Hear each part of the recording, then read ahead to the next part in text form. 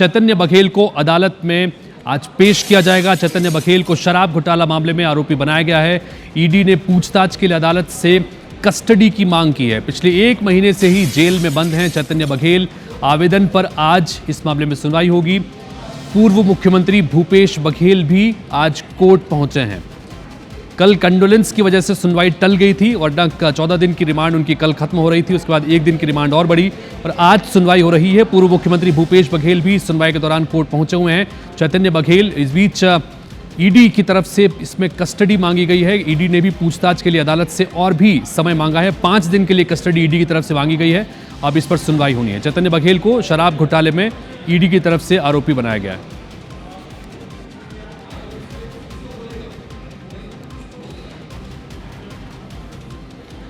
और इस वक्त कोर्ट परिसर में ही हमारे सहयोगी सुमन पांडे बने हुए उनके पास चलते हैं। सुमन, यहाँ पर बड़ा महत्वपूर्ण है चूंकि चैतन्य बघेल की रिमांड खत्म हो रही है, लेकिन ईडी ने उन्हें और कस्टोडियल डिमांड भी मांगी है। क्या कुछ जानकारी अब तक आ रही है?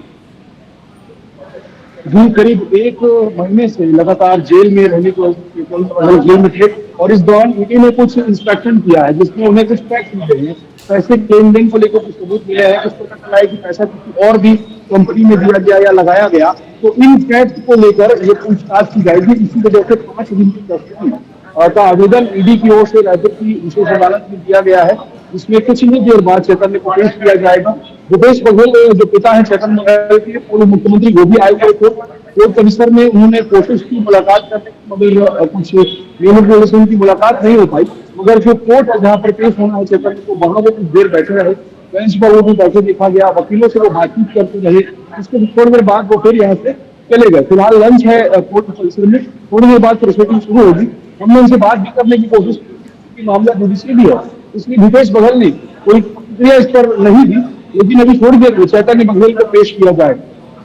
ठीक है, आप नजर बना के रखिए। सुमन आपके पास दोबारा संपर्क करेंगे, लेकिन कुल मिलाकर ये कि चैतन्य बघेल को आज कोर्ट में पेश किया जाएगा, जहां पर ईडी की तरफ से 5 दिन के लिए और कस्टोडियल रिमांड मांगी गई। यानी कि ईडी ने कहा है कि हमें कुछ और इन मामले में पूछताछ करनी है, लिहाजा 5 दिन की कस्टोडियल रिमांड दी जाए। हालांकि अभी इसमें कोर्ट की तरफ से इंतजार करना होगा कि क्या फैसला होता है।